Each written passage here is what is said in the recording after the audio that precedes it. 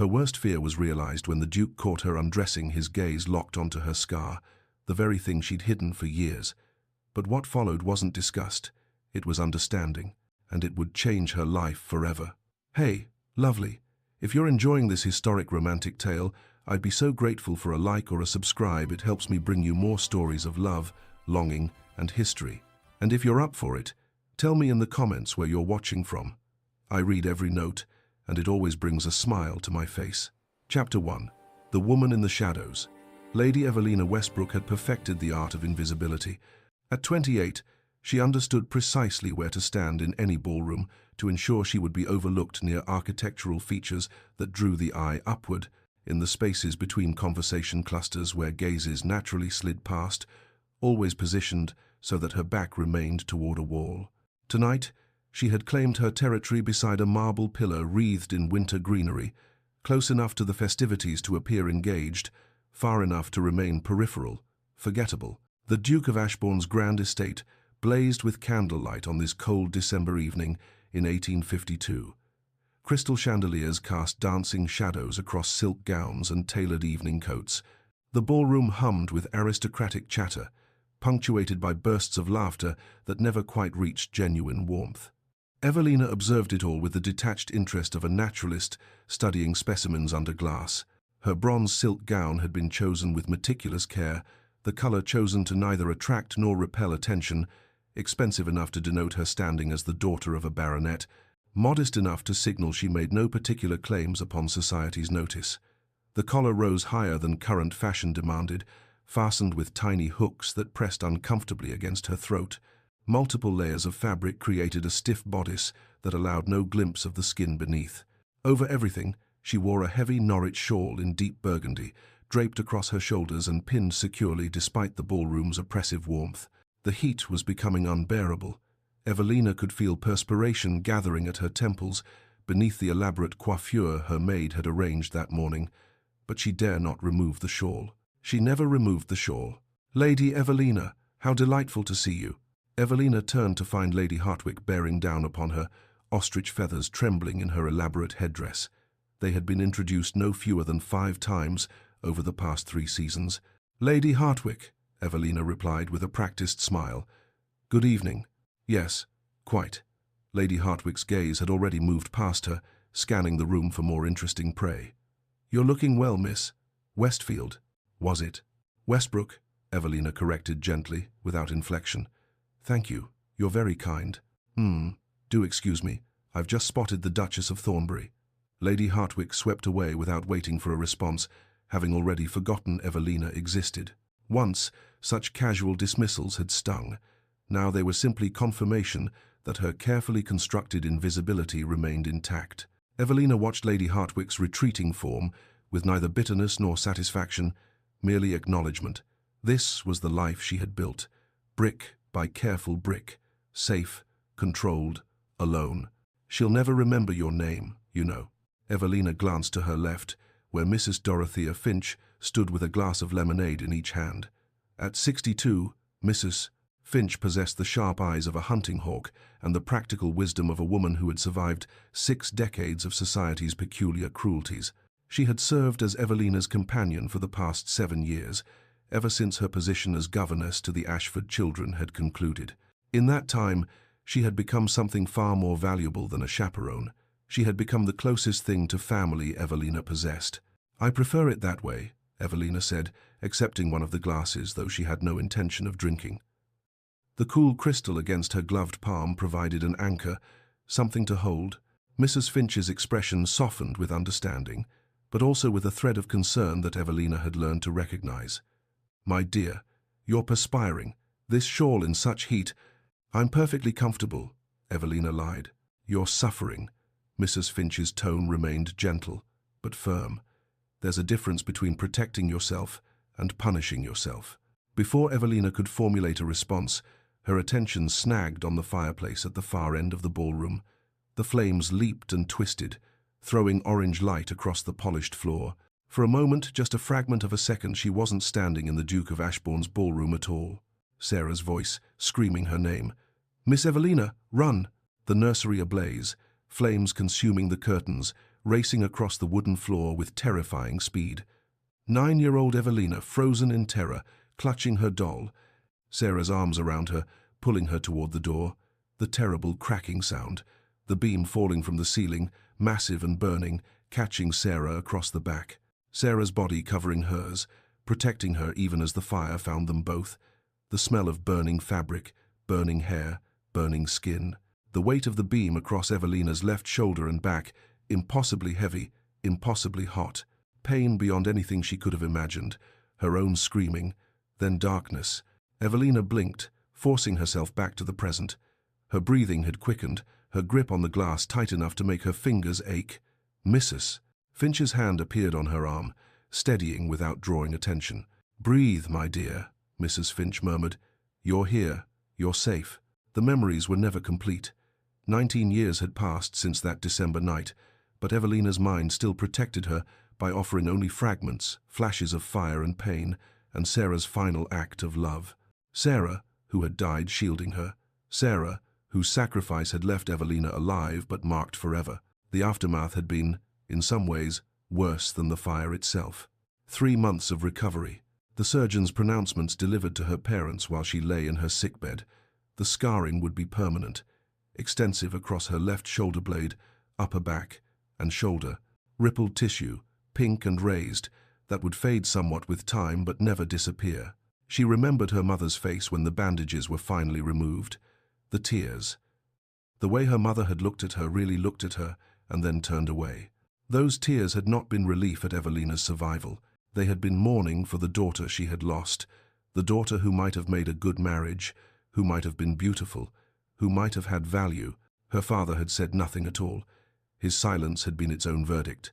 At 15, Evelina had been standing in the hallway outside her mother's sitting room, about to enter, when she heard her mother's voice through the partially open door. "We cannot expect anyone to overlook such a disfigurement, Margaret. We've resigned ourselves to it. Evelina will remain with us, of course. We'll ensure she's comfortable. But as for marriage..." Her mother's sigh had been heavy with acceptance. "We've put aside those hopes." Evelina had quietly retreated down the hallway, her mother's words settling into her bones like truth. And perhaps they were. Perhaps it was better to accept reality than to harbor impossible dreams. So she had built a different life. She read voraciously philosophy, history, poetry, sciences. She involved herself in charitable work, visiting the sick, organizing clothing drives for the poor. She perfected the art of being present without being seen, of moving through society without disturbing its surface. It wasn't happiness, precisely, but it was safety.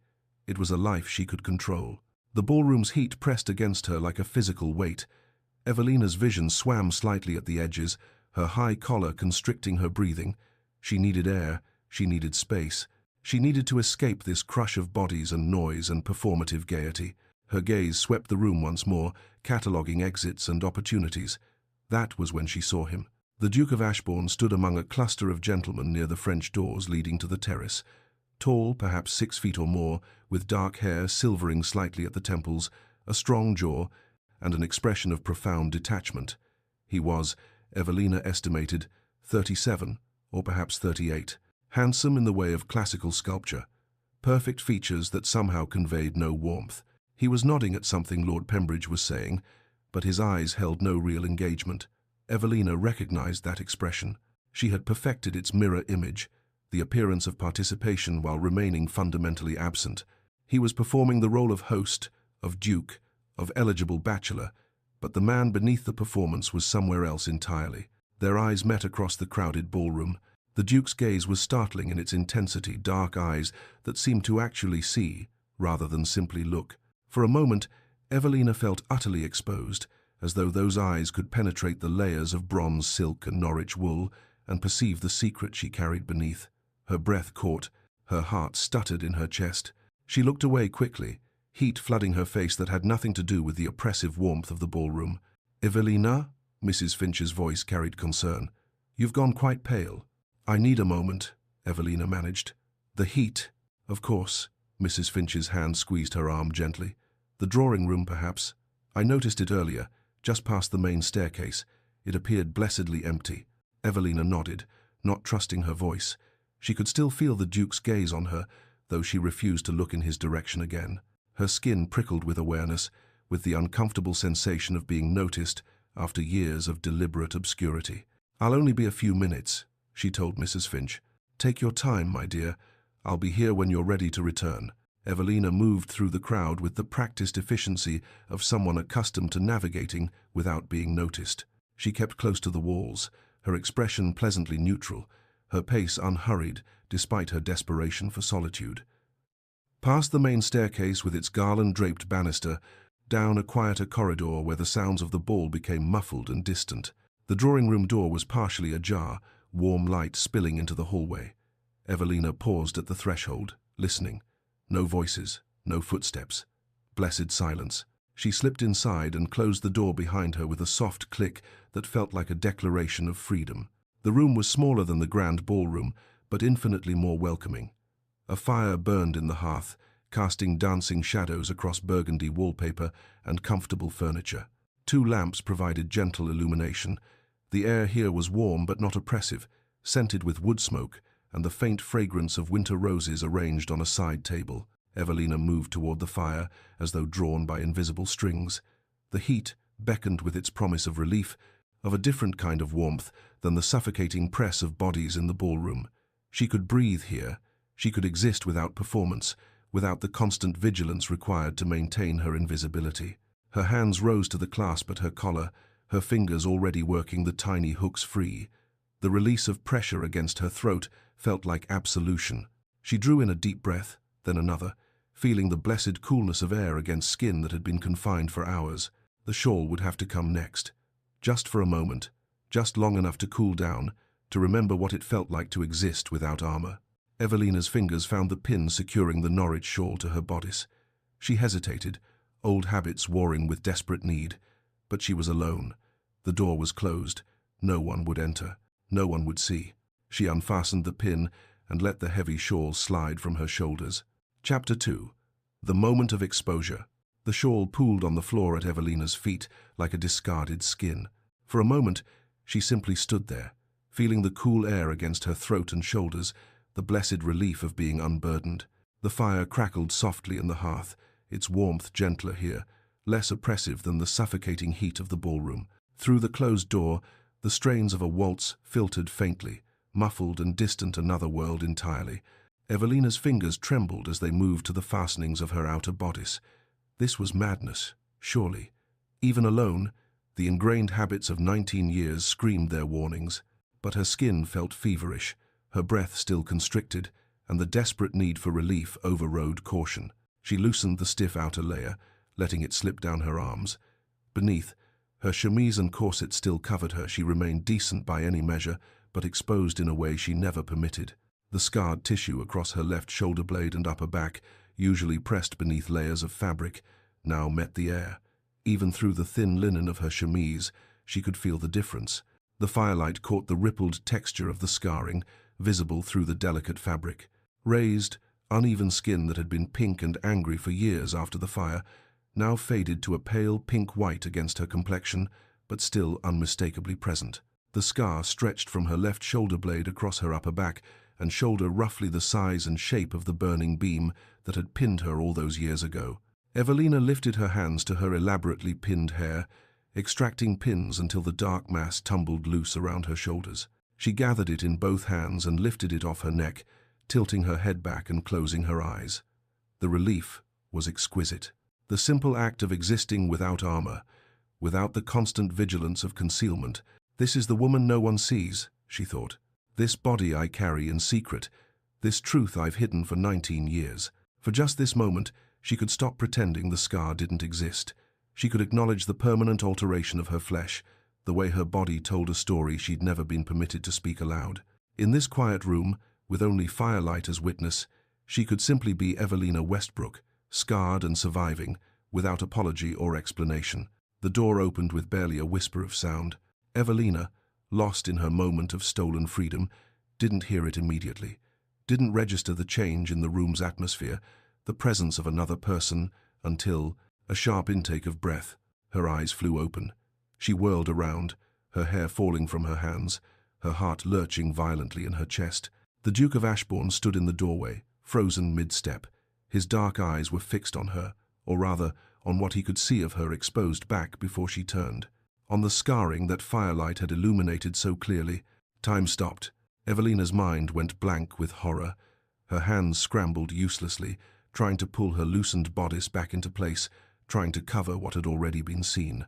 Her breath came in short, panicked gasps. This couldn't be happening. This was her nightmare made manifest, discovered, exposed, seen. "Forgive me, Lady Evelina." The Duke's voice was low, carefully controlled. "I noticed you were unwell as you left the ballroom. I wanted to ensure—" He stopped. His gaze hadn't moved from her face, but she could see him processing what he'd witnessed, recalibrating his words, his approach. His expression was unreadable, not the disgust she'd expected, not the pity she'd feared, but something else entirely, something that looked almost like arrested recognition. "I should leave," he said finally, but he didn't move toward the door. He stood there, tall and still, watching her with those penetrating dark eyes that had unsettled her in the ballroom. Evelina wanted to speak, to demand he leave, to apologize for the impropriety of being discovered in such a state. But her throat had closed around any possible words. She could only stand there, trembling, waiting for the inevitable, the awkward politeness, the careful retreat, the pretense that he hadn't seen what he'd so clearly seen. Instead, Alexander Hawke spoke quietly. "How long have you carried that alone?" The question unmanned her completely. Not what happened, not, "I'm so sorry," but recognition of the weight itself, of the burden of concealment that she'd borne in silence for 19 years. The burden no one had ever acknowledged because no one had ever known. Tears pressed hot against her eyes. Her hands clutched the loosened fabric of her bodice, but she found she couldn't look away from him, couldn't break the strange, unsettling connection of his gaze. Her voice broke. She tried again. "I can't. You need not answer." Alexander took a slow step into the room, his movements careful, deliberate, the approach of someone trying not to startle a wounded creature. "Forgive my presumption." He crossed to where her shawl lay pooled on the floor. Bending, he retrieved it with a gentleness that seemed incongruous with his size and evident strength. He approached her slowly, maintaining a respectful distance, and held out the shawl. "May I?" Evelina nodded, not trusting her voice. Alexander draped the heavy Norwich wool over her shoulders with exquisite care, never once touching her skin. He stepped back immediately, restoring the space between them. "I know something of bearing wounds in silence, Lady Evelina." His voice carried a weight of understanding that reached past her defenses. "Though mine leave no visible mark, they are no less present. The isolation of it, the carrying of pain that cannot be shared or spoken, I recognize that burden when I see it." Evelina stared at him, her mind struggling to reconcile this gentle understanding with the cold, detached Duke she'd observed in the ballroom. This man before her spoke with the authority of someone who had lived with his own private grief. The weight of isolation was evident in his tone, in the shadows behind his eyes. "I failed to protect someone once," Alexander continued, his gaze distant for a moment, fixed on something Evelina couldn't see. "Someone I loved dearly. I know what it is to carry that failure written in memory, if not on skin, to move through the world performing normalcy while bearing the weight of what was lost." The vulnerability in his admission shocked her. This man, this Duke, this stranger, was offering her something profound. The recognition that pain took many forms, that her visible scar and his invisible wounds were perhaps not so different. "It was 19 years ago," Evelina managed, her voice barely above a whisper. "I should be past it by now." "Should?" Alexander's expression softened, something almost like warmth touching his features. "Who decreed the timeline for healing from trauma?" "Survival leaves marks, Lady Evelina. Time doesn't erase them. We only learn to carry them differently. You've carried yours with remarkable grace." The gentleness in his voice nearly broke her. In 19 years, no one had ever acknowledged her strength. They had seen only defect, disfigurement, damage. They had never once considered that surviving the fire, rebuilding a life in its aftermath, moving through society's cruelties with dignity, that these things might require extraordinary courage. "If you would trust me with your story someday, I would be honored," Alexander said. His voice remained low, careful. "But you owe me nothing, least of all your pain for my curiosity. I intruded upon your privacy. The fault is entirely mine." Evelina pulled the shawl tighter around her shoulders, feeling the familiar weight of her armor settling back into place. But something had shifted. This man had seen her secret, and he hadn't recoiled, hadn't offered empty platitudes, hadn't treated her as something broken and pitiable. He had seen her, and somehow his seeing hadn't destroyed her. The realization was too much, too overwhelming, too threatening to the careful walls she'd built around herself for nearly 2 decades. "I must," Evelina's voice shook. "Excuse me, Your Grace. I should return to Mrs. Finch." She moved toward the door, skirting around him, keeping distance between them. Her hands still trembled, her breath still came too quickly. But she had to escape this room, this moment, this man who had looked at her scars and seen something other than ruin. "Lady Evelina," she paused at the door, not turning back. "I will not speak of what I saw tonight," Alexander said. "You have my word. Your secret remains yours alone." Evelina nodded once, sharply, and fled. She hurried down the corridor, her footsteps quick and uneven, her vision blurred with unshed tears. Behind her, she left the drawing room, the fire, and the Duke of Ashbourne standing in the golden light. What she didn't see was Alexander bending to retrieve something from the floor, a ribbon that had fallen from her hair when she'd whirled around. He held it carefully, studying the simple silk as though it contained answers to questions he hadn't yet learned to ask. For the first time in years, perhaps since his sister Elizabeth had died, he felt something pierce through the numb performance of duty that had become his life. He felt curiosity, interest, a desire to understand the woman who bore her wounds with such quiet dignity, who had built walls around herself so high that even her own pain remained hidden. He felt, quite simply, something other than emptiness. Alexander tucked the ribbon carefully into his waistcoat pocket and stood alone in the drawing room, listening to the distant music of the ball, thinking about scars both visible and invisible, and wondering what had just begun. Chapter 3. The Unexpected Pursuit. Evelina had not slept. She had lain awake through the small hours, staring at the ceiling of her modest bedroom, replaying the mortification of the previous evening in excruciating detail. The Duke's face when he'd seen her exposed back, the way the firelight had illuminated every ripple of scarred tissue, the impossible gentleness in his voice when he'd asked how long she'd carried her burden alone. By the time pale winter sunlight crept through her curtains, she felt hollowed out, brittle as old paper. Mrs. Finch arrived with the tea tray at 9:30, her sharp eyes missing nothing as she set it on the table beside Evelina's chair. Evelina had already dressed another high-necked gown, this one in dove grey, and arranged herself in the small sitting room with a book she had no hope of reading. "You look dreadful, my dear," Mrs. Finch said with characteristic bluntness, pouring tea into delicate porcelain cups. "I don't believe you slept at all." "I slept sufficiently," Evelina lied, accepting the cup without meeting her companion's gaze. Mrs. Finch settled into the chair opposite, her own tea cradled in weathered hands. "Something happened last night, beyond overheating, I think. It wasn't a question." Mrs. Finch had known Evelina too long, understood her too well, to be fooled by deflection. Evelina's hands tightened on her cup. "Nothing of consequence, Evelina." The gentle firmness in Mrs. Finch's voice, the tone that had comforted her through 7 years of companionship, nearly undid her. Evelina set down her tea before her trembling hands could betray her further. "The Duke of Ashbourne saw my scar," she said flatly. "I was in the drawing room, and he followed me. He saw." Mrs. Finch's expression shifted, but not with the shock or pity Evelina had expected. Instead, something knowing settled across her features. "And how did he respond?" "With kindness." The words tasted bitter, which somehow makes it worse. "Worse than cruelty?" "At least cruelty, I understand." Evelina rose, pacing to the window overlooking the narrow street. "Kindness feels like he's indulging me, humoring the damaged spinster. Or," Mrs. Finch said quietly, "perhaps he simply sees you as human."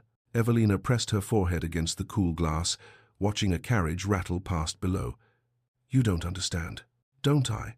Mrs. Finch's voice carried a weight that made Evelina turn. The older woman had set down her tea, her fingers moving to the high collar of her own gown. "My late husband, when he first saw the birthmark that covers my neck and chest, the mark I'd hidden from him during our courtship, do you know what he said?" Evelina shook her head mutely. "He called it beautiful." Mrs. Finch's smile was distant, tender with memory. "I thought he was lying, of course, being kind. But he took my face in his hands and said, 'Dorothea, This is part of you. How could I not find it beautiful? Being truly seen, my dear, is terrifying. But sometimes it's also the beginning of freedom. Before Evelina could formulate a response, a sharp knock sounded at the front door. She heard her maid's footsteps in the hallway, the murmur of voices. Then the girl appeared in the doorway. "A letter for you, miss, from the Duke of Ashbourne's household." The maid's eyes were wide with curiosity as she presented the sealed envelope on a small tray. Evelina's heart stuttered. She took the letter with fingers that felt numb, waiting until the maid withdrew before breaking the ducal seal. The handwriting was bold and precise, the words formal yet carrying an underlying warmth that made her pulse quicken. "Lady Evelina, I must apologize once more for my intrusion upon your privacy last evening. My concern for your welfare does not excuse the impropriety of following you to a private room. However, I find I cannot regret the conversation that followed, brief though it was. I have spent a decade performing the role of Duke while feeling nothing beneath the performance.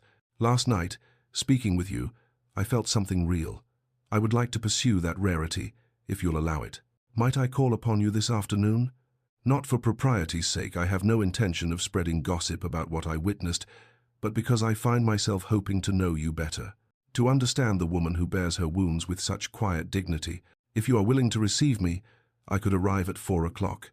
If you prefer not to see me again, I will respect that choice absolutely. Yours in hope, Alexander Hawke." Evelina read the letter twice, then a third time, her mind churning with confusion and something that felt dangerously like hope. He had signed his given name, not his title. He had confessed to feeling real in her presence. He had asked permission, rather than assumed welcome. "Well?" Mrs. Finch's voice was patient but expectant. "What does it say?" "He wants to call this afternoon." Evelina's voice sounded strange to her own ears. "He says he felt something real when speaking with me." "And what do you want, my dear?" "I want." Evelina trailed off, the truth too frightening to speak aloud. She wanted to refuse, to retreat to the safety of her carefully constructed invisibility, but she also wanted desperately, terrifyingly, to see him again, to understand why he had looked at her scars and seen strength instead of defect. "You can refuse, certainly," Mrs. Finch said, as though reading her thoughts. "Send back a polite decline and return to your life exactly as it was, or you can see what he wants. You've been invisible by choice, my dear, but perhaps it's time to choose differently." Evelina moved to her small writing desk, her hand trembling as she took up her pen. The words came slowly, cautiously. "Your Grace, you may call at 4 o'clock. E. Westbrook." She sealed it before she could reconsider and sent her maid to deliver it to the Duke's footman, who waited below. The hours until 4 o'clock stretched interminably. Evelina changed her gown twice, first into a green silk that seemed too bold, then into a rose-colored muslin that felt too frivolous. She settled finally on a deep blue wool with its familiar high collar and long sleeves, armored and appropriate. At precisely 4 o'clock, the knock came.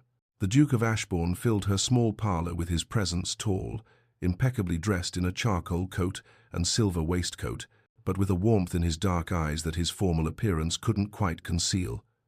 The room, already modest, seemed to shrink around him.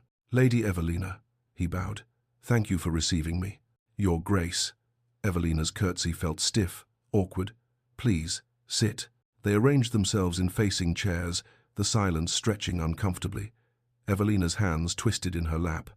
Alexander's posture was formal, but his gaze remained steady, patient. "I won't pretend I didn't see what I saw, Lady Evelina," he said finally, his directness startling. "I find that pretense helps no one, but I want you to know that what I saw doesn't diminish you in my eyes. If anything, the strength required to move through society as you do, carrying that burden of concealment, speaks to remarkable courage." Evelina's defenses rose like walls. "It's not courage, Your Grace. It's necessity. Society doesn't reward disfigurement with admiration. No, it doesn't." His expression remained gentle but unflinching. "Society is often cruel to what it doesn't understand, but I'm not asking as society. I'm asking as someone who recognizes pain when he sees it." "Why?" The word escaped before she could stop it. "Why would you want to recognize pain, to pursue it? I represent nothing but a reminder of suffering." "You represent survival," Alexander said quietly. "There's a difference." He leaned forward slightly, his hands clasped between his knees. My sister Elizabeth died when she was 16. I was 25. We were supposed to ride together that morning, but I chose to attend to estate business instead. Ledgers and tenant concerns seemed more important than spending time with my baby sister. His voice remained steady, but Evelina could hear the weight beneath it. She went riding alone. Her horse stumbled. She broke her neck in the fall. I told myself duty came first, but I was wrong. She died while I was reviewing accounts. I've spent 12 years telling myself that if I execute my duties flawlessly, I can somehow atone for that failure. But perfection in duty doesn't resurrect the dead, and it doesn't ease guilt. Evelina sat very still, hearing in his confession an echo of her own burden, the guilt of survival, the weight of carrying loss that could never be shared. I've isolated myself emotionally, Alexander continued. I perform my role, Duke, landowner, member of Parliament, without feeling it. I'm numb, Lady Evelina. I have been for years. Last night, seeing you, speaking with you, I felt something. Empathy, recognition, a crack in the numbness. I wanted to pursue that, to understand it. Why would you want to pursue pain? She whispered again, but with less conviction. Because pain means feeling something, Alexander said, and I would rather feel pain than feel nothing at all. The truth of it settled between them, honest and raw. Evelina found her own truth rising to meet it. There was a fire, she said slowly. When I was 9, in the nursery, my nursemaid, Sarah, she tried to save me. A beam fell. It caught her across the back, and she fell on top of me, shielding me. But the beam... Evelina's hand moved unconsciously to her left shoulder. It was still burning. It pinned both of us. Sarah died. I survived with the marks you saw. Alexander listened without interruption, his attention complete and unwavering. 3 months of recovery, Evelina continued. Permanent scarring across my shoulder blade, upper back, and shoulder. My parents. They couldn't look at me the same way afterward. I became a problem to be managed, rather than a daughter to be loved. When she finished, silence filled the small parlor. Then Alexander spoke, his voice rough with emotion. Thank you for trusting me with that. Not pity, not horror, just gratitude for her trust. He rose, and Evelina stood as well, uncertain of what came next. I have a private library, Alexander said. It's my sanctuary from the performance of being Duke. I share it with no one. I would like to share it with you, if you'd visit. Tomorrow afternoon, perhaps? Evelina should refuse, should retreat to safety, should protect herself from this man who seemed to see straight through her carefully constructed walls. Instead, she heard herself say, Yes, I'd like that. After Alexander left, Evelina stood at the window, watching his carriage disappear down the street. Mrs. Finch appeared beside her, silent for a long moment. That man sees you, Evelina, she said quietly. The question is whether you'll let yourself be seen. Evelina pressed her hand against the glass, feeling the cold seep through. Terror and hope warred in her chest, terror of being known, hope for something she'd never allowed herself to imagine. She realized, with startling clarity, that she wanted to try. Chapter 4. The Library and the Impossible Question. The Duke of Ashbourne's London townhouse was a study in understated elegance. Evelina followed a discreet butler through marble hallways lined with portraits of stern-faced ancestors, her heart beating an erratic rhythm against her ribs. What was she doing here? What did she hope would happen? The butler paused before a set of double doors at the end of a quiet corridor. The library. Miss, His Grace is expecting you. The doors opened to reveal a sanctuary. Floor-to-ceiling shelves lined every wall, packed with volumes whose leather spines gleamed in the afternoon light streaming through tall windows. 2 deep chairs flanked a fireplace where a modest fire crackled. The air smelled of old paper, beeswax, and something indefinably comforting, the scent of a space loved and lived in. A reading desk stood near one window, scattered with books and papers that suggested recent use. Alexander rose from one of the chairs, and Evelina was struck again by how different he seemed here, less the formal duke, more simply a man in his own space. Lady Evelina, his smile was genuine, reaching his eyes. Thank you for coming. Your Grace. She stepped inside, and the butler closed the doors softly behind her, leaving them properly alone, or as alone as propriety allowed, with servants nearby. No one else comes here, Alexander said, following her gaze as she took in the magnificent room. Not even the servants, unless I specifically request. It's the only place I can simply be Alexander, not the Duke. The vulnerability in that admission touched her. She moved to the nearest shelf, trailing her fingers along the spines. You have Marcus Aurelius and Plato, Seneca. You know them? Alexander's surprise was evident. I've had considerable time for reading, Evelina said, pulling out a volume of the Meditations. When one is largely alone, books become one's closest companions. Alexander's expression shifted recognition, perhaps sympathy. Then, we have that in common as well. They settled into the chairs by the fire, and what began as polite conversation about literature deepened into genuine discourse. Evelina found herself arguing philosophy with an ease she'd never experienced before. Alexander didn't merely listen, he engaged, challenged, delighted in her counter-arguments. You have power over your mind, not outside events, Alexander quoted, leaning forward with animation. Aurelius believed we could choose our responses regardless of circumstance. That's where true strength lies. But some outside events leave permanent marks, Evelina countered, her hand unconsciously moving to her shoulder. The Stoics didn't account for trauma that reshapes you. We don't always have power over how our bodies and minds respond to what's been done to them. Alexander considered this, his expression thoughtful rather than dismissive. So, you believe the Stoics were wrong? I believe they were incomplete. Evelina felt herself warming to the argument, forgetting her usual guardedness. They understood discipline and endurance, but not the weight of carrying wounds that don't heal. Not all battles are won through will alone. That, Alexander said quietly, is perhaps the wisest thing I've heard in years. He rose to pull another volume from the shelf, poetry this time. Wordsworth, and as he read a passage about memory and loss, Evelina found herself relaxing into the conversation in a way she hadn't thought possible. Hours slipped past. A servant brought tea on a silver tray, setting it discreetly on the table between them, before disappearing like a ghost. The afternoon light shifted from bright to golden, shadows lengthening across the Turkish carpet. At some point, Alexander made a wry observation about Byron's dramatics, and Evelina laughed a genuine, surprised sound that burst from her before she could stop it. They both froze. I don't think I've heard you laugh before, Alexander said slowly. He paused, seeming to weigh his words. It's lovely. Heat flooded Evelina's face. Her self-consciousness returned in a rush, and she looked away, fingers twisting in her lap.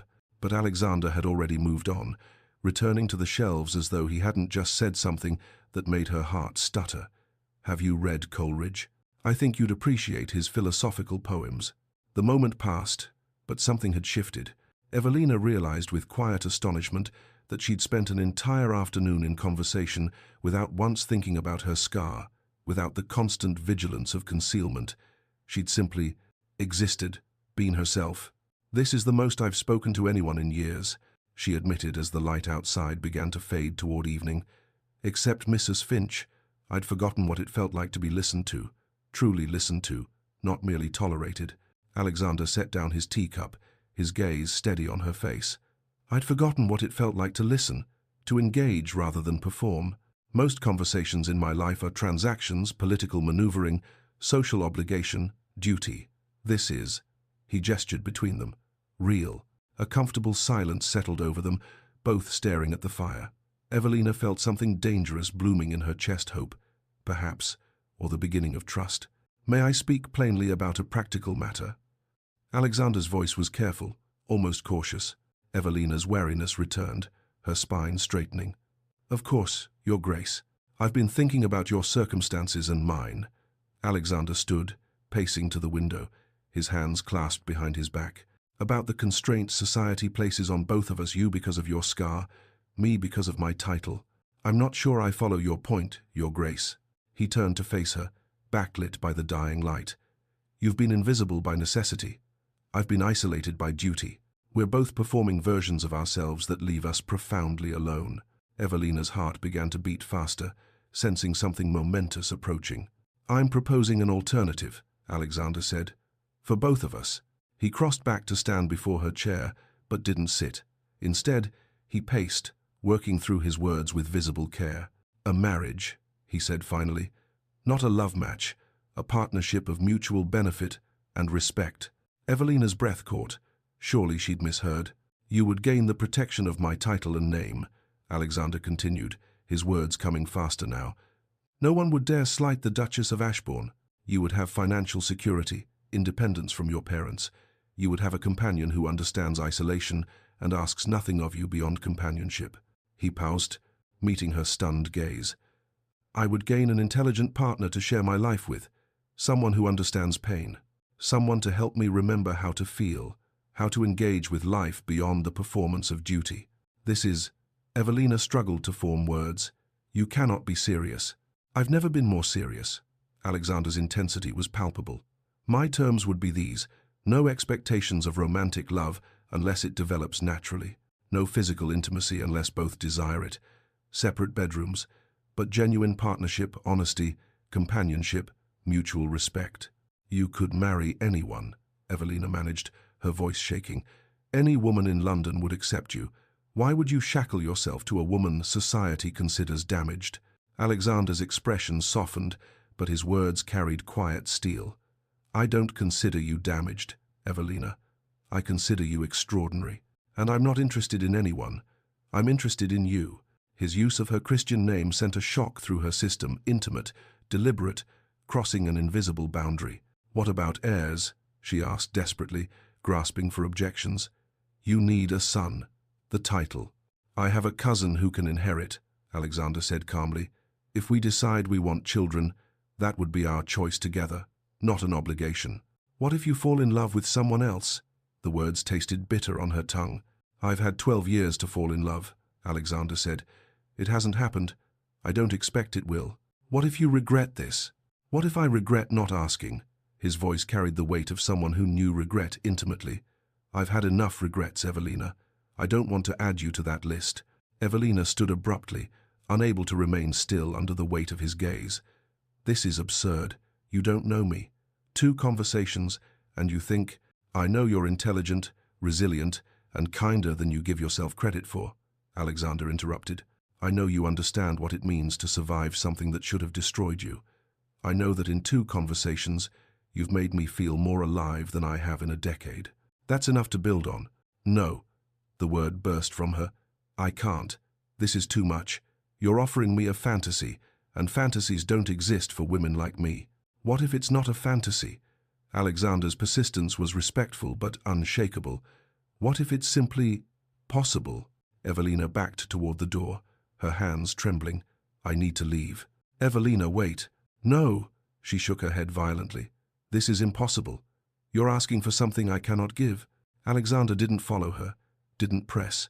He simply stood in the golden light of his library and said quietly, Take time. Think about it. But know this, I'm not offering you charity or pity. I'm offering partnership because I believe we could both have better lives together than we do alone, and I believe you deserve that choice. Evelina flared. She barely remembered the journey home, her mind a whirlwind of terror and longing, a marriage of partnership, protection, companionship, the impossible dream she'd buried 20 years ago, resurrected and offered with such devastating sincerity. Mrs. Finch was waiting in the sitting room when Evelina burst through the door. The older woman took one look at her face and set down her needlework. He proposed, didn't he? Mrs. Finch asked gently. Evelina nodded, tears streaming down her face now, all her composure shattered. And you said no. Another nod, this one more uncertain. Mrs. Finch sighed, crossing to gather Evelina into her arms. Then the question, my dear, is whether you said no because you don't want it or because you don't believe you deserve it. Evelina buried her face in Mrs. Finch's shoulder and wept for the life she'd never allowed herself to imagine, for the man who saw her scars and called her extraordinary, and for the terrifying possibility that she might actually deserve the choice he'd offered her. Chapter 5. The Decision and the Vow. 4 days. Evelina had given herself 4 days to wrestle with the impossible question Alexander had posed. On the morning of the 2nd day, Mrs. Finch found her at the breakfast table, surrounded by crumpled sheets of paper, attempted letters, all discarded. The older woman poured tea with steady hands and settled across from her. You're torturing yourself, my dear. I'm trying to think clearly. Evelina's voice was hoarse from lack of sleep. Thinking and feeling aren't the same thing. Mrs. Finch added sugar to her tea with deliberate care. What would you do with freedom, Evelina, if you weren't afraid? The question struck like a blow. Evelina stared at her companion, then down at her own trembling hands. I don't know. I've never had it. That's reason enough to try. By the third day, Evelina had drafted 7 letters to Alexander. 3 accepted his proposal, 4 refused it. None had been sent. She sat at her writing desk, forcing herself to articulate what she actually wanted beneath the layers of fear. Safety, yes, but also companionship, intellectual engagement, the possibility of being seen without shame, a life beyond the narrow corridor she'd constructed for herself. She wanted what Alexander had offered, but terror kept her from reaching for it. On the morning of the 4th day, clarity arrived with brutal simplicity. She needed to face her parents. Whatever decision she made, she needed to see them first, to understand what she was choosing to leave behind. The journey to her parents' estate took an hour by carriage. Evelina watched the London streets give way to countryside, her stomach churning with anxiety. The house appeared through bare winter trees, grey stone, perfectly symmetrical, as cold and formal as she remembered. A servant showed her to the drawing room where her mother sat embroidering by the window. Lady Westbrook looked up, surprise flickering across her elegant features before settling into her usual expression of vague disappointment. "Evelina, we weren't expecting you." "I apologize for arriving unannounced, Mother." Evelina remained standing, her hands clasped before her. "I have something to discuss with you and Father." "Your father is in his study. I'll have him summoned." Lady Westbrook set aside her embroidery with precise movements. "What is this about?" "I've received a marriage proposal." Her mother's expression shifted shock, then something that looked almost like pity. "Evelina, if someone has made you promises, who is it? Someone elderly? Or perhaps someone in financial distress?" The assumption stung, though Evelina had expected it. "The Duke of Ashbourne." The colour drained from her mother's face. "The Duke? But why would he—" She stopped herself, but the implication hung in the air between them, heavy and cruel. Evelina's father entered then, summoned by a servant. Baron Westbrook was a tall man who had passed his height to his daughter, but none of his warmth. He had little warmth to spare. "What's this about Ashbourne?" he asked without preamble. "He's proposed marriage to Evelina." Lady Westbrook's voice carried disbelief. "To our Evelina." "Has he?" Her father's gaze swept over Evelina with the assessing eye of someone evaluating property. "Well, you must accept immediately, of course." "Edward," her mother's hand fluttered to her throat, "surely we should understand his motivations. Why would the Duke— Does it matter?" Her father's tone brooked no argument. "You'll never receive another offer, Evelina. Your mother and I had resigned ourselves to supporting you indefinitely. This is unexpected fortune. Secure the arrangement quickly before he reconsiders." Not once did either parent ask if she wanted the marriage, if she cared for the Duke, if he treated her kindly. They saw only the transaction, the unmarriageable daughter finally disposed of, the burden lifted from their shoulders. "I suppose he doesn't mind the scarring?" Her mother's voice carried a brittle edge. "Or perhaps he hasn't seen it yet. You must be careful, Evelina. You should be grateful he's willing to overlook such a defect." Something inside Evelina crystallized into fury, quiet, cold, and absolutely certain. "He's not overlooking anything." Her voice came out steady, stronger than she'd ever heard it. "He sees me completely, all of me. That's why I'll marry him." Her mother blinked, clearly confused by her daughter's tone. Her father merely nodded, already mentally moving past this conversation to more important matters. "Then it's settled," he said. "We'll make the announcement." "No." Evelina straightened her spine. "There will be no announcement. We'll marry quietly. I came only to inform you of my decision, not to seek your permission." She left before either could respond, walking out of the cold house where she'd grown up feeling like an unwelcome guest. As her carriage pulled away, Evelina knew with absolute certainty she would never return. Back in London, she went directly to her writing desk and composed a single sentence: "Yes." She sealed it and sent it to Alexander's residence before courage could desert her. His response arrived within the hour, delivered by a footman whose face betrayed nothing of his master's state of mind. But the letter itself, Evelina could feel Alexander's relief and joy in every carefully penned word. "Evelina, you've made me happier than I believed possible. Might I call on you tomorrow to discuss arrangements? I want this wedding to be everything you wish it to be. Yours, Alexander." When he arrived the following afternoon, his composure was impeccable, but Evelina could see the light in his dark eyes, the way his hands weren't quite steady as he took her hand in greeting. "You're certain?" he asked quietly, before they even sat down. "I'm terrified." Evelina admitted. But yes, I'm certain. They discussed the wedding with surprising ease. Both wanted something small, private, far from society's scrutinizing gaze. My private chapel, Alexander suggested.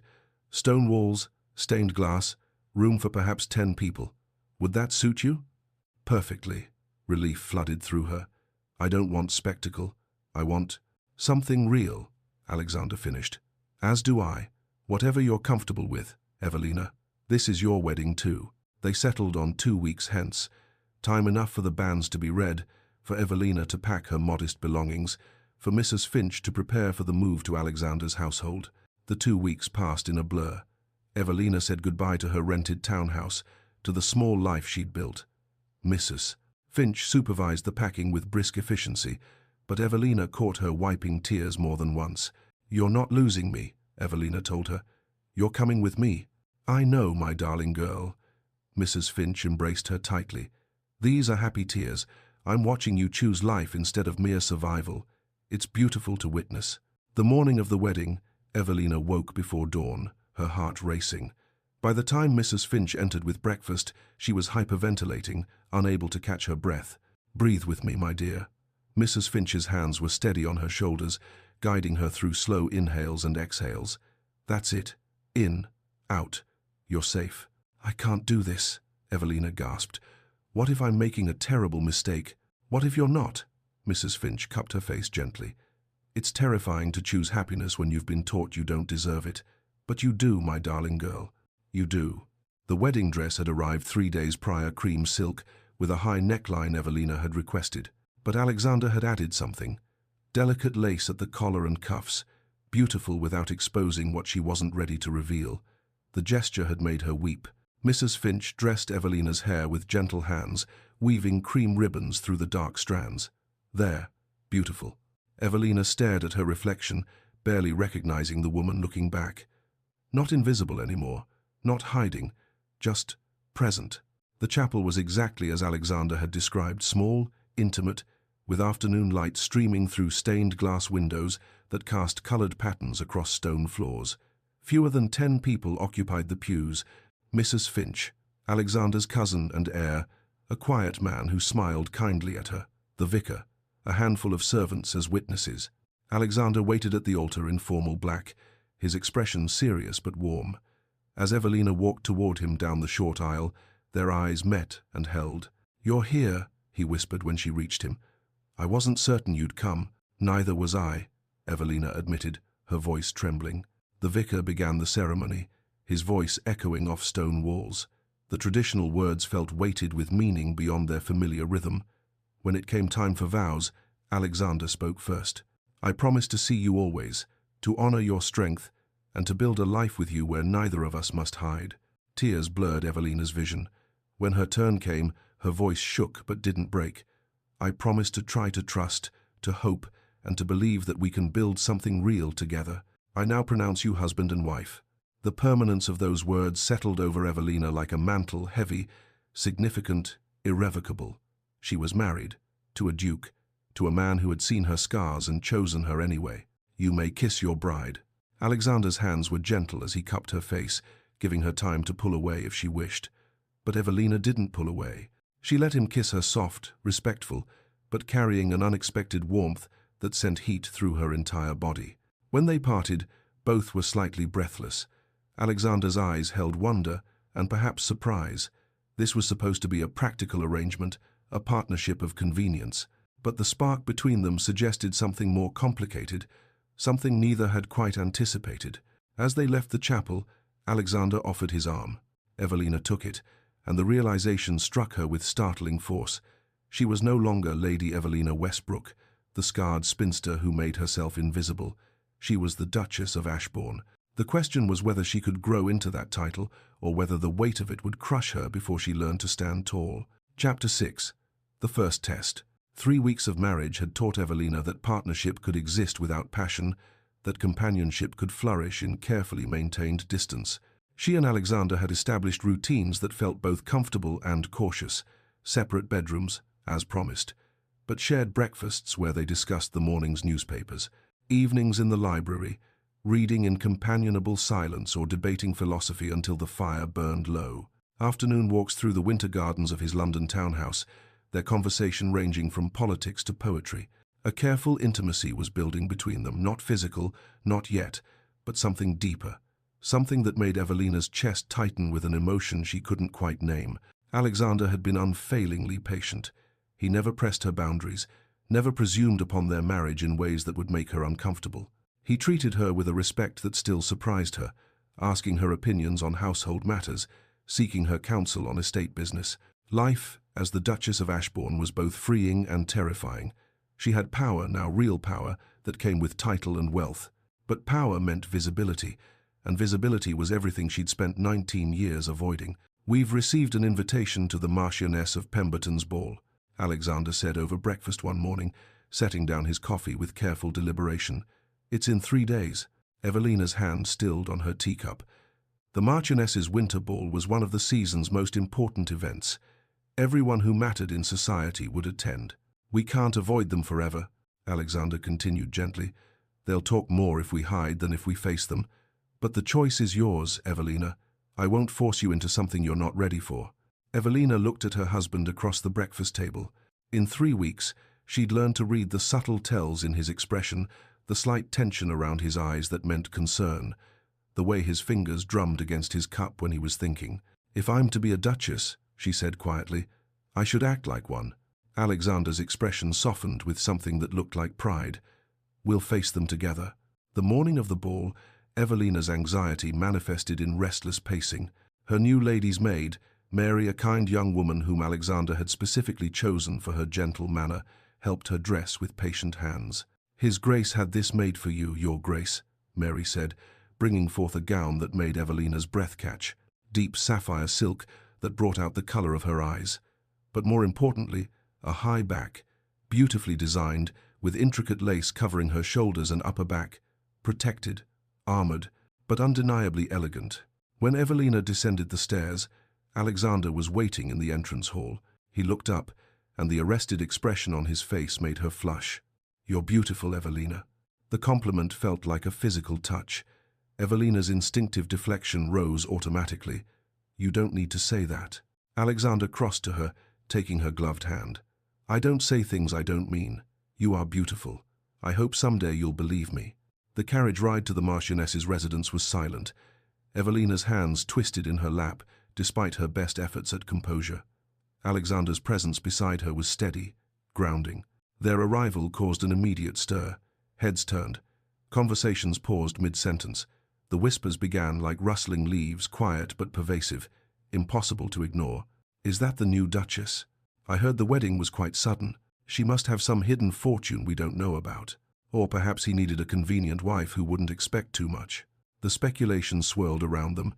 Evelina kept her expression serene, her spine straight, but she could feel the weight of hundreds of eyes assessing, judging, finding her wanting. Alexander's hand settled at the small of her back, a gesture of support, of claiming. "You're doing beautifully," he murmured. The evening progressed with agonizing slowness. Evelina exchanged pleasantries with people whose names she barely remembered, whose false smiles barely concealed their curiosity. The cruelty was subtler than she'd expected, wrapped in polite phrases and concerned questions.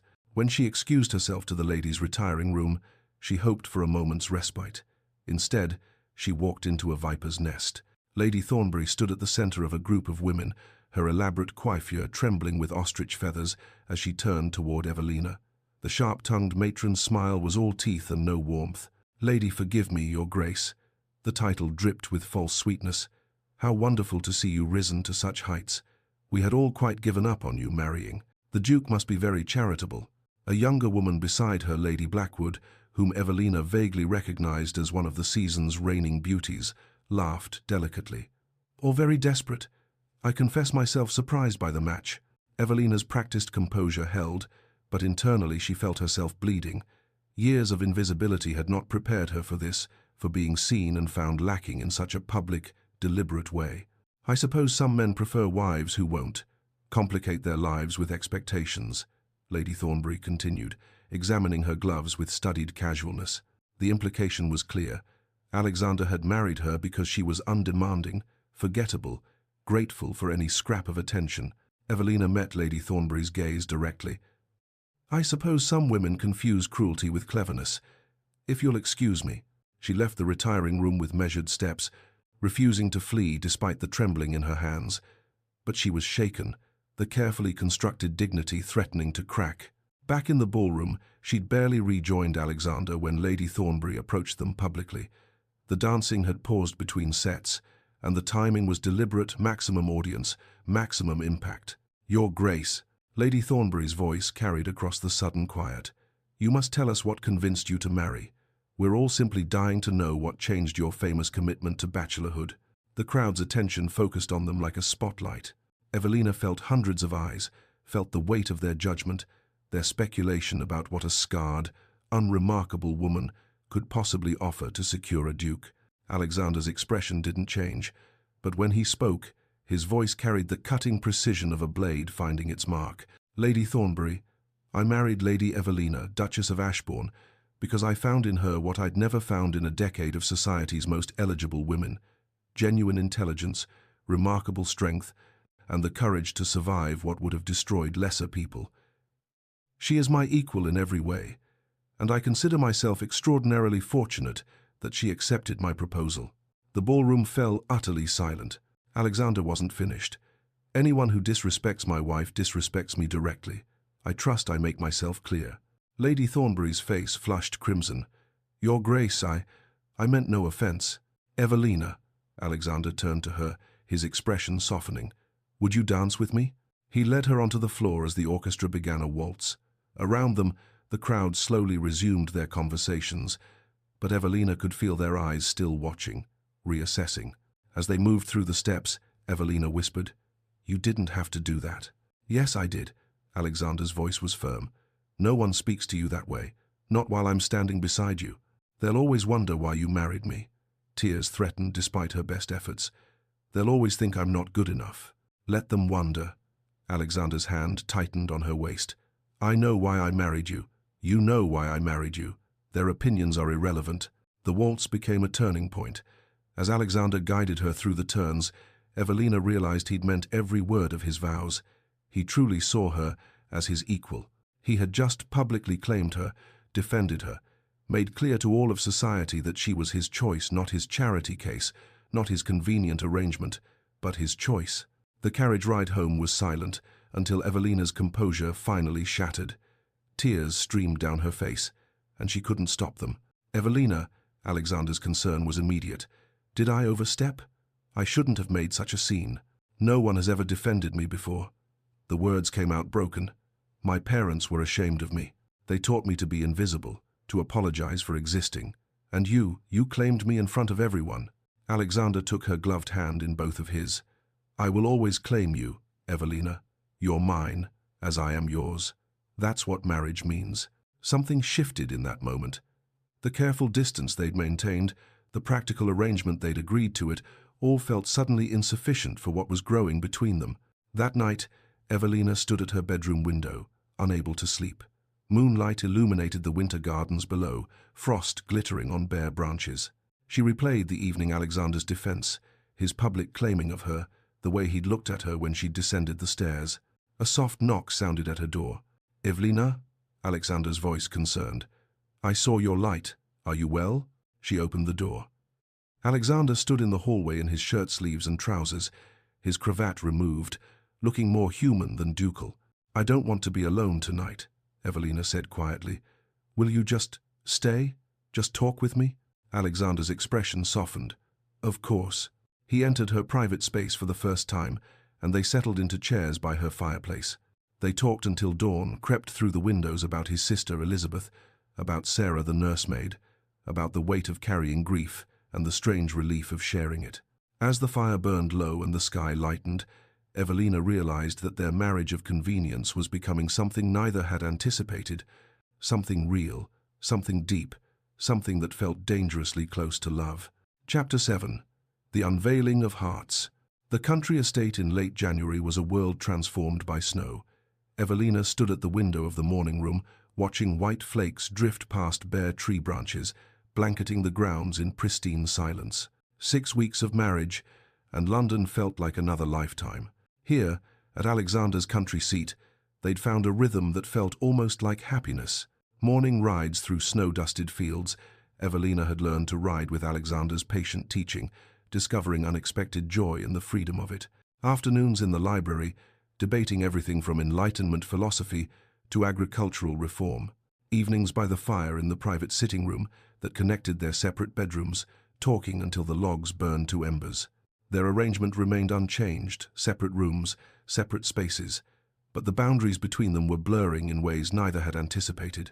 Evelina could feel it in the way Alexander's gaze lingered on her when he thought she wasn't looking, in the careful distance he maintained, as though afraid of overstepping, in the tension that hummed between them like a plucked string, growing tighter with each passing day. She was falling in love with him, had perhaps already fallen. The realization terrified her. What Evelina couldn't know was that Alexander lay awake most nights in his bedroom, staring at the door that connected to hers, aching with the weight of everything he couldn't say. He'd fallen in love with his wife. It hadn't been part of the plan. He'd proposed a practical arrangement, a partnership of mutual benefit. He'd meant every word about respect and companionship.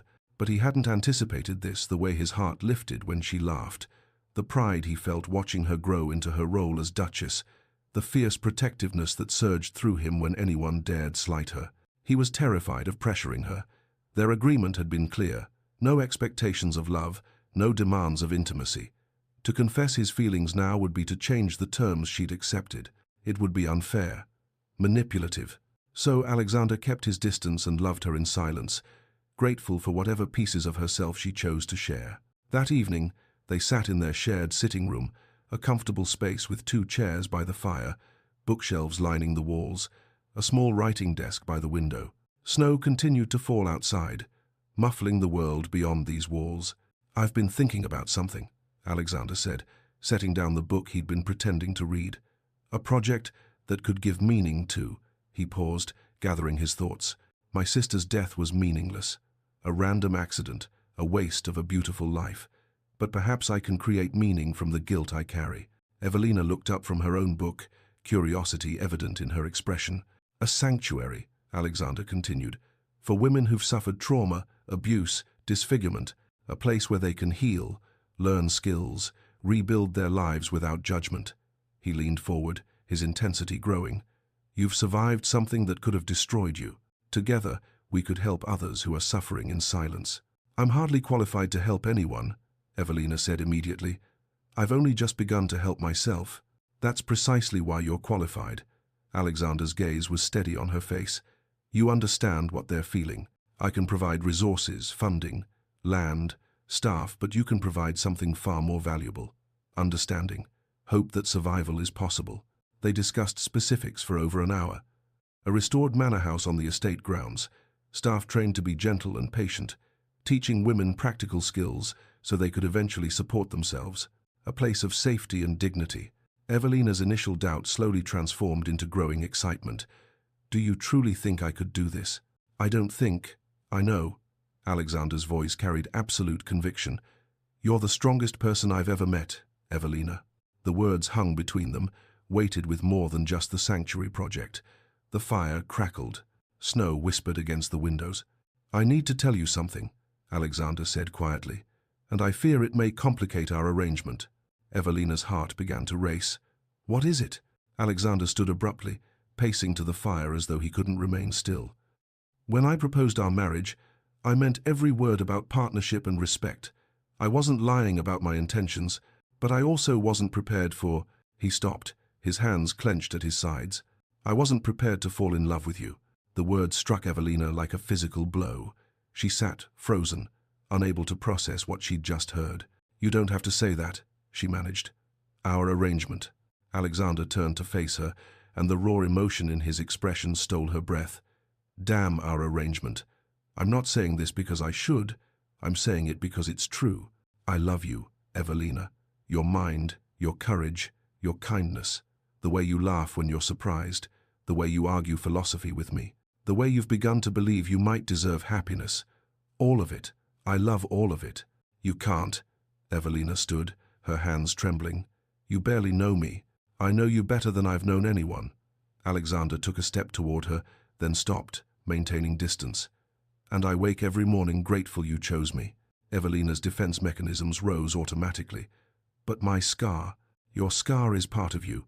Alexander's voice dropped to quiet intensity. I don't love you despite it. I love you, which includes all of you. Why is that so difficult to believe? Because no one has ever... Evelina's voice broke. Tears blurred her vision. No one has ever loved me. Not my parents, not anyone. How can I believe... May I show you something? Alexander asked gently. He led her to the full-length mirror in the corner of the room, positioning himself behind her. In the reflection, Evelina saw herself as she always did, the high-necked gown hiding her shame, the careful arrangement of her hair, the woman who'd learned to make herself forgettable. What do you see when you look at yourself? Alexander asked. Someone damaged. The words came out bitter. Someone who should be grateful for charity. I'll tell you what I see. Alexander's hand settled lightly on her shoulders, careful, respectful. I see a woman who survived fire as a child, who lost someone trying to protect her and carried that guilt, who endured years of her parents' coldness and society's cruelty, who taught herself to become invisible because it was safer. His voice softened. And who, despite all of that, remained kind. Who reads philosophy and argues with me about Plato? Who learned to ride a horse at 28 because she wanted to try something that frightened her? Who is considering helping other women when she's barely begun to believe she deserves help herself? He met her eyes in the mirror. That's extraordinary, Evelina. You're extraordinary, and I love you. Evelina turned to face him, tears streaming down her face. I'm afraid I don't know how to be loved. I don't know how to trust this. Then we'll learn together. Alexander cupped her face gently, his thumbs brushing away her tears. I don't need you to be certain. I just need you to be honest. Do you feel anything for me beyond respect? The truth rose in her throat, terrifying and liberating. I love you. I've been falling in love with you since that first night in the drawing room when you saw my scar and didn't flinch. But I'm terrified of believing in this. What if it's not real?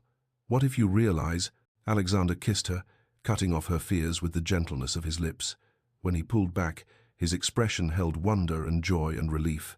Then believe in it anyway, he whispered. We'll be terrified together. Evelina made her decision. Will you help me? With what? Her voice shook but didn't break. I want you to see all of me. Not by accident this time, by choice. I want to stop hiding from you. Alexander's breath caught. Are you certain? No. Evelina's hands moved to the fastenings of her gown. But I trust you, and I want to try. Alexander helped her with trembling fingers, unfastening each hook with care, asking permission with his eyes at each step. The gown loosened, slipped down her arms. Underneath, her chemise and corset still covered her, but the scarred tissue of her left shoulder blade and upper back was visible through the thin fabric. May I? Alexander's hands hovered at the laces of her corset. Evelina nodded, unable to speak. When her scarred back was finally revealed in the firelight, the rippled skin across her shoulder blade and shoulder, pink-white against her pale complexion, the permanent reminder of the beam that had nearly killed her. Alexander was silent for so long that fear gripped her throat. Say something, she whispered. Alexander's fingertips traced the scarring with exquisite gentleness, following the pattern of the old burn. You've carried this in secret for 19 years. You don't have to anymore. I see it. I see you. And you're beautiful. It's not beautiful. It's proof you survived. Alexander turned her to face him, his hands still gentle on her shoulders. It's proof you're strong. It's part of your story. And I love every chapter. They came together then, not with urgency but with tenderness, two people who had survived their own private hells, finding in each other a place of safety and acceptance. Alexander laid Evelina down on the chaise by the fire, worshipping her scars with his touch, showing her without words that every part of her was precious to him. Afterward, they lay tangled together beneath Alexander's discarded coat, the fire burning low, snow still falling beyond the windows. Evelina traced patterns on Alexander's chest, marveling at the intimacy of it, the casual nakedness, the complete lack of shame. I never thought I could have this, she said quietly. A life where I didn't have to hide. Alexander pressed a kiss to her hair. You never have to hide again. Not from me, not from anyone. They fell asleep there, wrapped in each other, and when morning light crept through the windows, Alexander woke first. He watched Evelina sleep, her scarred shoulder visible above the coat they'd used as a blanket, and felt his love for her expand until it filled every corner of his chest. When she stirred, he helped her dress with the same care he'd used to undress her, pressing kisses to each piece of revealed skin before covering it again. "Evelina," he said as she finished pinning her hair, "will you help me build the sanctuary? Will you take what you've survived and transform it into hope for others?" For the first time in her life, Evelina said yes without hesitation, doubt, or fear. "Yes, I'll help you. I want to."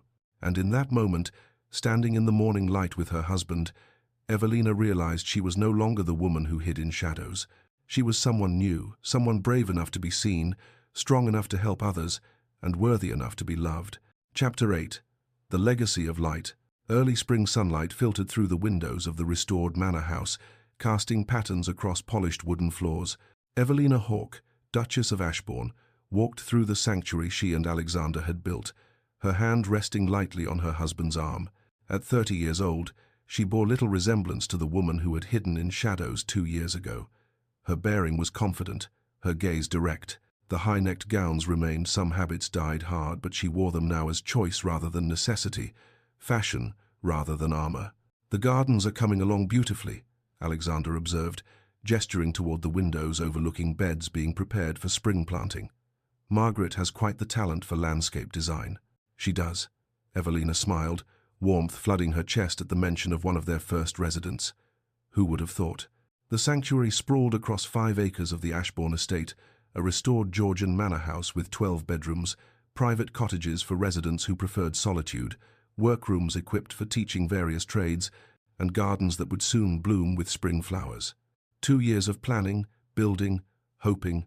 Evelina's mind drifted back through the 18 months since that winter morning when she'd first said yes to Alexander's vision. Spring and summer of 1853 had been consumed with planning. Hiring Mrs. Finch as matron, her dear companion, had embraced the role with characteristic pragmatism and warmth, finding teachers skilled in sewing, bookkeeping, writing, engaging a physician who would visit weekly without judgment, furnishing the space to feel like a home rather than an institution. The first residents had arrived in autumn 1853, 6 women, each carrying her own story of survival. Margaret, 22, burned in a factory fire that had killed 3 of her co-workers. The scarring covered her arms and neck, and when she'd first arrived, she'd kept her hands hidden in her sleeves, her gaze fixed on the floor. Evelina had seen herself in Margaret's shame and fear, in the way she apologized for existing. Anne, 35, bore scars from her husband's violence, cigarette burns on her arms, a slash across her cheek from a broken bottle. She flinched at sudden movements and couldn't sleep without a candle burning. Catherine, 19, had been born with a port wine stain covering half her face. Her family had kept her hidden, never allowing her to leave home, treating her existence as a shameful secret. Each woman had arrived frightened, resistant, convinced she was beyond help, and slowly, painfully, each had begun to heal. "Your Grace?" A voice pulled Evelina back to the present. She turned to find Margaret herself approaching, her burned arms visible beneath rolled sleeves, a sight that would have been unthinkable 6 months ago. "Margaret," Evelina embraced the younger woman warmly, "I was just thinking about you. I wanted to show you the garden plans for the south beds." Margaret's smile was genuine, reaching her eyes. "I think we could do roses along the wall, and perhaps lavender in the herb garden." They discussed plantings for several minutes before Margaret said quietly, "May I tell you something, Your Grace?" "Of course. And please, when we're alone, call me Evelina." Margaret's eyes filled with tears. "When I first came here, I thought my life was over. I'd lost my job, my friends had stopped visiting, and I couldn't look at myself in a mirror without wanting to die. You showed me it was just beginning." Evelina took Margaret's scarred hands in her own. "You did the work, Margaret. I only provided the space." "No." Margaret shook her head firmly. "You provided hope. You showed us that someone with scars can have a full life, can be loved, can be happy. When I see you with the Duke, when I see how he looks at you, it makes me believe that maybe someday someone might look at me that way too." From across the room, Alexander watched this exchange, his expression soft with love and pride. When Evelina caught his eye, he smiled, and her heart expanded with the familiar warmth of being truly seen, truly known, truly loved. That evening, in their private sitting room, no longer a space between separate bedrooms but a shared sanctuary within their shared life, Evelina and Alexander discussed the future. "We've received inquiries from 3 other estates," Alexander said, reviewing correspondence. "Lord Pemberton wants to fund a similar sanctuary in Yorkshire. The Duchess of Somerset is interested in creating one for women in London." Evelina leaned forward, excitement building. "We could create a network. Women across England could have safe places to heal, places where they're treated with dignity." "Then let's do it." Alexander set down the letters, his gaze intense on her face. "You've proven the model works. Now we expand it. I'll handle the funding and political navigation. You continue what you do best, giving women hope." Their partnership had evolved into something seamless. Evelina managed the sanctuary's daily operations, met with residents, supervised the staff. Alexander leveraged his title and connections to secure funding, navigate legal complexities, and protect the sanctuary from society's judgment. "There's something else," Alexander said carefully. "The fundraising event next week. Are you still willing to speak?" Evelina's stomach clenched with familiar fear. To speak publicly about the sanctuary meant speaking publicly about her own story, about the scar she'd hidden for 20 years. "What if I can't do it?" she whispered. "What if I freeze?" Alexander crossed to her, taking her hands. "Then I'll be standing right beside you. But you won't freeze. You've come too far." Mrs. Finch appeared in the doorway, her timing impeccable as always. "You've helped 12 women find their voices, my dear. Now use your own." The day of the garden party dawned clear and bright. Carriages began arriving at noon, bringing influential nobles, potential donors, members of parliament, and several residents who had chosen to attend. Evelina wore a gown of deep emerald silk, high-necked and elegant, her hair arranged in an elaborate style that spoke of the duchess she had become. But beneath the finery, her hands trembled. Alexander stood beside her as guests assembled on the lawn, his presence steady and grounding. Margaret, Anne, and Catherine sat in the front row, their faces encouraging. When the moment came, Evelina stepped forward to address the crowd of perhaps 100 people. Her voice shook at first, but grew stronger with each word. "For 19 years, I hid a scar. I believed that if people saw it, they would see me as damaged, worthless, pitiable. I built my entire life around concealment." She described the fire briefly, 9 years old, her nursemaid Sarah's sacrifice, the beam that fell and left permanent marks, the years of isolation that followed. "I learned to make myself invisible. I believed invisibility was safety. But invisibility is also a kind of death. I was alive, but I wasn't living." Her gaze found Alexander in the crowd. "My husband saw me, truly saw me, and he didn't turn away. He showed me that being seen, truly seen, was not the end I feared. It was the beginning." She gestured to the sanctuary behind her. "Every woman here has a story of survival. They've been told they're broken, damaged, worthless. Society has taught them to hide, to apologize for existing. The sanctuary exists to tell them something different. You are valuable. You deserve dignity. Your scars do not define your worth." Evelina's hands moved to the shawl draped across her shoulders. This was the moment, the choice that would change everything. "I spent 19 years hiding this." She removed the shawl and turned, presenting her scarred back to the assembled crowd. The rippled tissue across her left shoulder blade and upper back was clearly visible through the sheer lace of her gown's back panel. Alexander had designed it specifically for this moment, giving her the choice to reveal or conceal. Gasps rippled through the crowd. Silence fell, heavy and complete. Evelina turned back to face them, her chin high. "This is part of my story. It's not my whole story. I am also the Duchess of Ashbourne. I am also a wife, a friend, a woman who has found purpose in helping others. I am also someone who has learned that survival is not something to hide, it's something to honor." Tears streamed down several faces in the audience. Margaret was openly weeping. "The women at this sanctuary are learning what I learned, that we are more than what happened to us. We are what we choose to become. I ask you to support them in that becoming." The applause began slowly, then swelled. But more important than the applause were the donations pledged immediately afterward. Lord Pemberton committed £5,000. The Duchess of Somerset offered to fund staff salaries for a year. An elderly duchess approached Evelina with tears streaming down her weathered face. "I had a daughter who was burned as a child. She died when she was 15. She couldn't bear to live with the scarring. If something like your sanctuary had existed then, Her voice broke. "Thank you for this. I'll fund an entire building, in my daughter's name." Evelina embraced the woman. Feeling the weight of it, her pain transformed into purpose, her story become hope for others. The fire that had nearly destroyed her was now saving lives. That evening, after the last guests departed, Evelina and Alexander walked through the sanctuary gardens as the sun set, painting the sky in shades of gold and rose. "I told myself for years that the fire ruined my life," Evelina said softly. "But if it hadn't happened, I wouldn't have understood the women who come here. I wouldn't have been able to help them." "Pain can destroy us or transform us," Alexander said. "You chose transformation. We chose it. Together." Evelina leaned into his side, feeling his arm wrap around her waist. "I've been thinking about the future, expanding the network, and perhaps," she paused, gathering courage, "perhaps children of our own someday." Alexander stopped walking, turning to face her with wonder in his eyes. "Truly, truly," Evelina smiled. "I think I'm finally ready to believe in that kind of future." "Do you remember what you said to me the night we met?" Alexander asked. "In the drawing room?" Evelina laughed. "I don't think I said anything. I ran away.